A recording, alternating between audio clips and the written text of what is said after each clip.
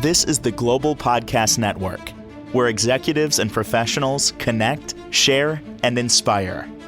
Stay tuned for the conversations that drive success.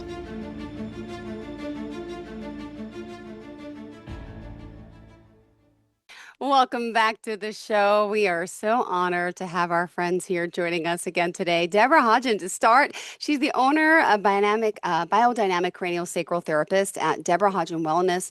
She's based out of Carlsbad, California, helping people all over the world. And we're excited to talk more about the craniosacral therapy and all she does and the healing modalities. And I know she's going to bring on a very special guest as well. So first and foremost, Debra, welcome back. How are you? Hello. Good to see you. You too. What's going on? Say hello to the new timers out there. Pardon me? Say hello to everyone out there. You got to give us a little background in, that may not know you yet. Podcast land. Yes. Most of the time when I've come on, I've talked about craniosacral therapy in general. And I just wanted to talk a little bit about how we call it also BCST, how BCST can help with stress and anxiety. And we've got kind of a tense world right now, I think, and people look for ways to relax. So one of the things that craniosacral does is it calms the nervous system. It is thought to activate the parasympathetic nervous system, which is the rest and digest part of our system. Another thing that this therapy can do is it helps the body release tension. And it's a very light touch, and it helps to zero in on stored tensions in the body. A lot of times people will come for a session because they've hurt themselves or they've had an accident, but so much is linked to all of the parts of the nervous system, and we address that. It supports self-healing. So the body has natural ways of healing, and we amplify that and support it. And the other thing I would say is emotional and mental clarity, because we can walk into the kitchen and go, why did I come in here? Because our minds are thinking of 19 things. So it really does help to release holding patterns and things that get in the way of clear thinking. And then one other thing I'd mention is it addresses trauma, and things that happened to us many years ago can stay locked in the system, and craniosacral therapy helps the body to release that. Wow. So that's mostly what I want to mention today. We have something called the inherent treatment plan, and so we work with the person to find what's best for them. Yeah, and I'm very excited. Oh, go ahead. Go ahead. Who do we have joining us today? Yeah, I'm very excited that I have my teacher and my good friend on the program today, and she has been practicing craniosacral therapy, among other things, for many years. So I'll let her tell you kind of what she does and where she's been and how she got there. Yeah, go ahead. Hi. Hi. So I have always been into holistic kind of things for myself and my family. Mm-hmm. When I learned about ways of healing the body that were so gentle, I became super passionate, and I studied, oh boy, I got hungry for knowledge. Biodynamic craniosacral therapy is a certain style. Mm-hmm. And while I was studying that, I also learned about pre and perinatal psychology, which means these traumas and these memories we're holding from as far back as conception. Wow. So we can access that. And it does. It seems a little crazy, but it's not. It's all of these are present now because we have a holding of them. And there are reasons we have a holding of them. So it's important that that all gets acknowledged. The other thing that I needed more of was trauma training, because when you create a safe space and a gentle contact in that way, people feel really safe, and then their deep, dark stuff starts to show up. So I studied in a particular, I'm not a psychologist in any way, but it's a body-based trauma therapy. So somatic experiencing is what it's called. So I kind of took those three things and merged them all into something that I do that I really don't have a name for.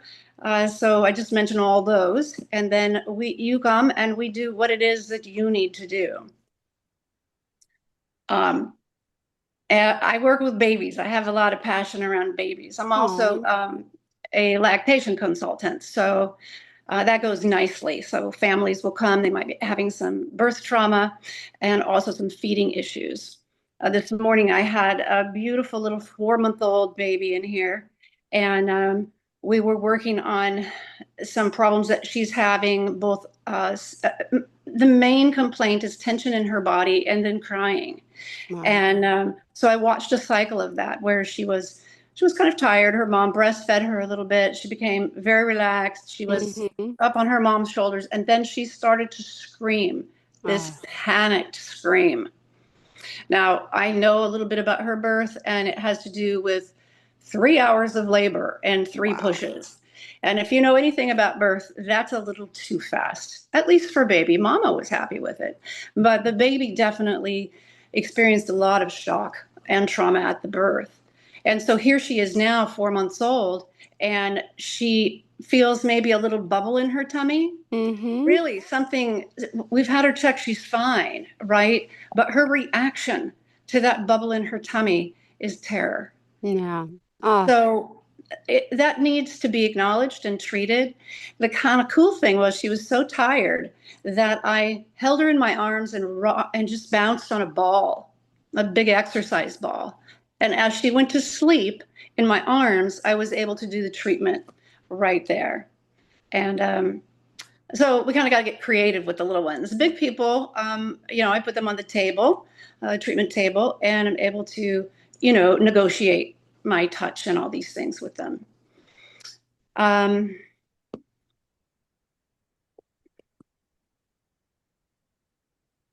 guess my passion around babies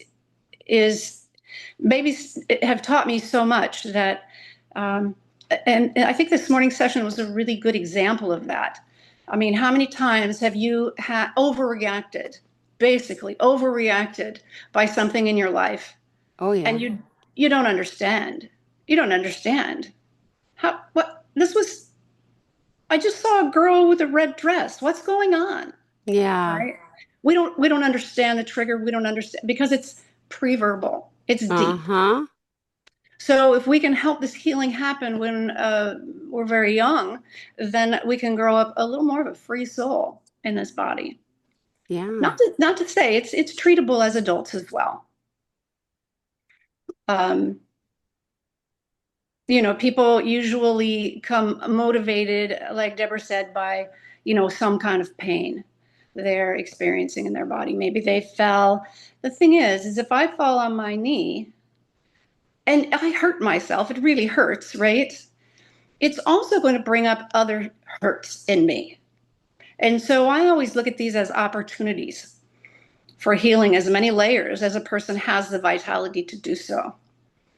So if we're feeling very low in vitality and we want to do deep healing work, it doesn't really go together because it takes some resource to be able to hold for the healing. Although it's very gentle, it's not a big cathartic kind of session. It's very gentle. And so, as Debra mentioned, there's this inherent treatment plan. So if someone comes in my office and their words say, I want to, let's say they want to work on, their divorce Mm-hmm. that they just had, and they want to get over it, right? Yeah. They want to get over it. But since the divorce, they've not been sleeping. They've lived in a state of anxiety and sometimes shock. Mm-hmm. And so those things actually need to be addressed before a person can actually look at how they got there. Got it. Yeah. And the body will tell me that. So the person's words are, I want results and I want to get them right now. But when I hold their body, what I sense is deep fatigue. Yeah. And then the nervous system, because I'm holding a really grounded place in that quiet stillness, then their body can visit that as well. And within that space, they can gain some of that resource they need to do a deeper healing. Beautiful. Now, just curious, how did the two of you meet originally? Oh, yeah, that's a fun story. So, Go ahead. You go ahead. so actually, it was around the time I started to study craniosacral. It was the early 90s. And I was magically attracted to this teacher from India. And so I found a place where people gather with this kind of training, teaching, and it's all about meditation and chanting and following your heart. So what was kind of cool is because I was studying all these things that were deeply healing for me, and I felt like my heart was pretty shut down at that time from my own trauma. Mm-hmm. Being able to meet a teacher at this level that holds this kind of love that kind of cracks you open to your own love was really beautiful. And it was a big part of how I became the practitioner that I am. And so I met Debra at this place Okay. where all these people were, and we hit it off. And so we've been doing sadhana and seva together for all these years. And then she wanted to take my training. Mm-hmm. And she started taking my training, and then she moved to New York. She moved to New York, and then she had to stop. And then when she moved back to California, she got to finish it. Aw, We share many passions. I see. Yes. That's wonderful. Yes.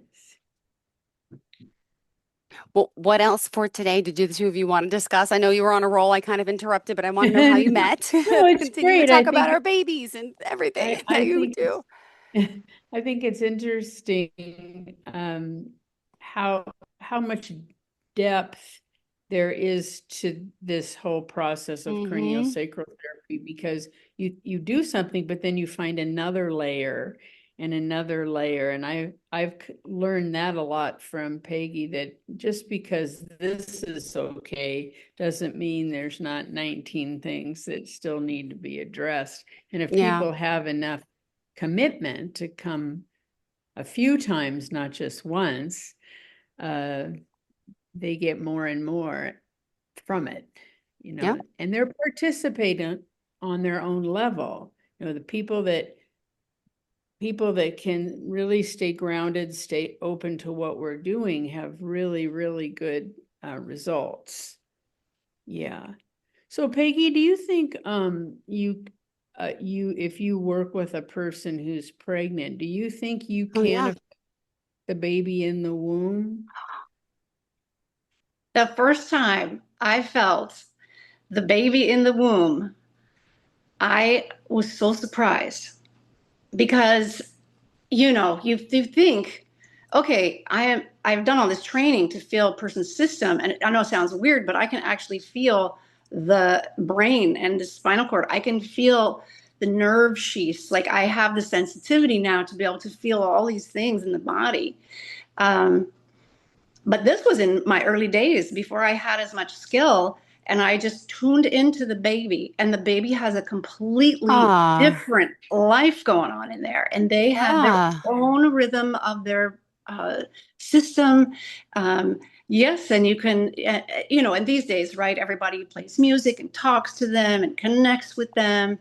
So but it's wonderful to feel the baby, and it can really help. Um, a birth trauma is a really big deal, and it doesn't matter when you were born. I was born in 1960. You name it, it happened to me. It was really bad in those days. I had my kids right in the late 70s, and I had a hospital birth that was no good at all. And then I had a home birth that was absolutely wonderful. So at least I got kind of past some of my trauma. But Yeah. that first birth was very affected by the fact that my birth was so traumatizing. It was so traumatizing that I wouldn't even visit the hospital when I was pregnant. And I said, I'm having this baby at home. Don't take me to the hospital no matter what. Oh, Well, wow. the baby wouldn't come out. There Yeah. was problems and we needed to go to the hospital.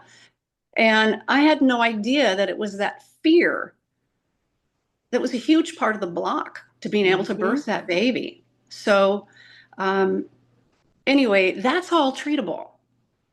Hopefully we would do that trauma work before we're pregnant, but sometimes people don't realize that they're Yeah. still holding some stuff. um, yeah, birth, any kind of trauma, but sexual trauma or your own birth trauma can really get in the way of you being able to um, be that relaxed and that open to release the baby Amazing. in a I mean, it's a big day, but it doesn't Yeah. have to be horrible. It can be absolutely empowering for both baby and mom. Oh, as it should be. My goodness. Wow. Now, you've been doing this obviously for how long? Quite some time, right? I think I was adding them up maybe 31 years. Oh my goodness. Wow. Okay, okay. And just curious, with your work, what have you seen change, since like the COVID and the pandemic? Has there been a big change in the medical community with what you offer, how the patients are with different protocols? But, are people coming to you more now, realizing like life is so precious? Maybe I need this type of help that's, yeah, to try to help. I feel like since the pandemic, we were a lot of us inspired to change, forced to change, some of us, but just curious. I do see change. And um, honestly, the pandemic was huge Yeah. and life threatening and all those things. Um, yes, many changes with all of that. And even more recently, with uh, the uprising here in the U.S. Um, and our government shifts and all. Um, I think people are realizing that they need to take control of their health and their well-being, and maybe not trust the medical model as Okay. much. A lot of people, they have tried everything when they come to me, which means they have taken all the medications, they've done the surgeries, they've tried everything, and then and it's too bad, right? They could have started here. So I see people starting here more often instead of That's ending up here. That's a beautiful thing to say, and that's so true. Oh my And goodness, I I love that. and I think people are taking a little deeper look. Hmm. Personally, I think they're taking that kind of responsibility internally, um, that kind of responsibility both in their family and in their communities. And there's a more of a coming together. So that affects everything because they're building in their own safety net. And healing only happens when we have a sense of well-being, when we have that sense of safety. Beautiful. I've seen those changes for sure. I also teach craniosacral therapy. Oh, okay. That's Yeah, right. I have She's a your 2 year teacher. a 2 year course. There are places you can take craniosacral therapy for a weekend course. I don't advise it. I think it's really great to learn the whole thing so that you can really work deeply with people. So it is a 2 year course, and yeah, I am working on some late fall dates for my next training here that would be here in Sanitas, California. So, and Debra likes to come to those classes. Do She's you? she's a great I, assistant. I, Yes. I come and assist and feel like I've never been in cranio before, and everything comes back to me. It's funny though, when you're a practitioner and you see all different kinds of Yeah. clients, if you haven't dealt with somebody with a particular issue in a while, and Mm-hmm. you're in the class, you go, oh yeah, I get to sort of remember what's the best way to be present with that. And because it's a holistic modality, we're dealing with the body, the mind, and the emotions. And some people need help with one area more than others, even though they're all linked together. It's a little different than the AMA kind of approach, which is fine. It's just not what we do. And I just want to speak to the nervous system again. The most important thing is that we have the resiliency in our nervous system for life. What happens for so many of us is that we get stuck in the fight or flight, for even freeze and fawn. And so we're going through the motions of life, but we're not enjoying it. We're not having the thriving experience and the fullness that we could. So craniosacral, for me, the most important thing is that my system can settle deep enough that I get the experience every day of making contact with my own essence, with my own soul. And if I can be very relaxed, and I'm a meditator and I believe in it because it sets everything else aside. Well, we're taking the time to gain a little bit of control, a little mindfulness. And as we do that, our nervous system actually heals. And, I have to say, we're talking about all this stress in the world, all this stress. And it's so important that we take the time to build that resiliency back into our nervous system, because that is the core of this body. But I always say I work from the inside out, that my goal is in life is to feel the essence of life through my body as it comes out and connects in the world. And that is what I'm offering as a practitioner. And that I hope people receive that and have some sense of that when they have their treatments. And the one thing that people may not realize is both Peggy and I can do remote healing. We can do remote sessions. So it seems like, how do you do that? But I've experienced it working, and we can feel the person's system the same as if they were lying on the table. And no matter where people are in the United States, we can help them. Yeah, it's amazing, but it does work. Yeah. So you don't have to come to California. Although when you take your next vacation in San Diego County, we're here. Absolutely. Wow. Amazing. Well, also for those out there who maybe it's the first time ever tuning in, listening to learning more about, what you all do and how you can help people. It's a pretty immense, healing modality. And just curious, because now, Deborah, you're also a yoga teacher too, right? Yes,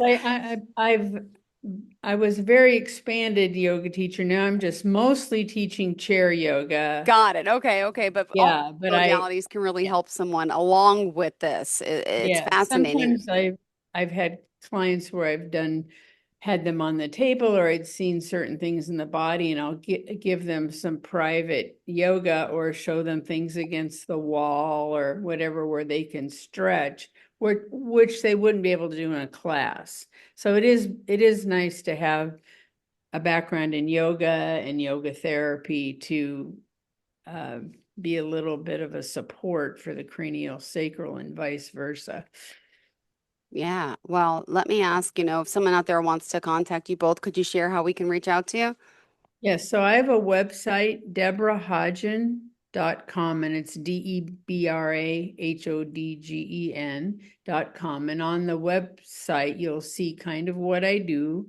And then my phone number's there, and you can either email me or call me, and we can work on either a in-person session or a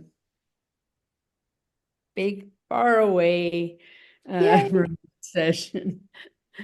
Fantastic. Well, it's exciting to get to know you. And of course, Deborah, great to see you and love the fact, you have great guests and thank you for sharing, all that you do together and helping so many. And please And reach out. Can Peggy also leave her information too? Do we have time for that? Sure, of course. Okay, so Peggy. Oh, okay. My website is peggy-reynolds.com. So that's PEGGY-REYNOLDS.com. Perfect. And there's ways to contact me on there as well. Okay, thank you so much. We appreciate it and hope you have a fantastic day. And again, looking forward to the next time we connect. Enjoy the rest of your week, ladies. Thank you, Jill. Thank you so much, Jill. Bye-bye. Enjoy the day. This is the Global Podcast Network, where executives and professionals connect, share, and inspire. Stay tuned for the conversations that drive success.